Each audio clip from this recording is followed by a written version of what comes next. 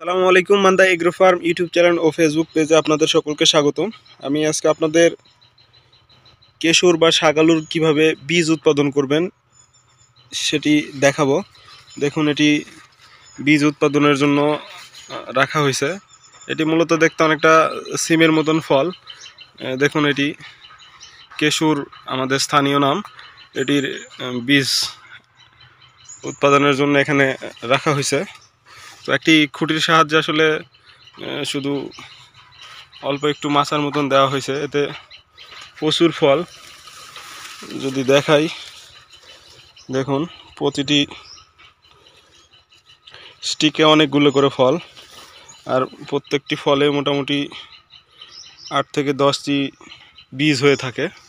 দেখুন এখানে একটা স্টিকে কতগুলো ফল, মোটামুটি 2, 4, 6, 8, 10, 12, 14, 15টা। তো মোটামুটি 100 পিস বীজ হবে ইনশাল্লাহ, যা থেকে 100টা গাছ, মানে 100টা কেশর। তো এখানে দেখুন আসলে প্রচুর পরিমাণে ফল। আর যেই মানে গাছে ফল হয় সেটাতে আর আসলে কেশর বা শাকালু হয় না, মাটির নিচে যেটি হয়। আগের ভিডিওতে যা দেখছেন কেশর, সেটি আসলে এই বীজ যেই গাছে হয় সেটিতে হয় না, তাই আলাদা করে এখানে বীজ রাখা।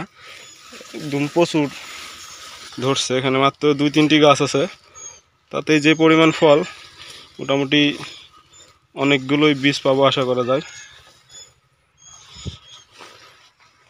আর এই পদ্ধতিতে আসলে অল্প জায়গায় বীজ উৎপাদন করা যাবে। জমিতে রাখলে অনেক সময় সেই গাছগুলোতে কেশর বা শাকালু বড় হয় না, যা একটি সমস্যা।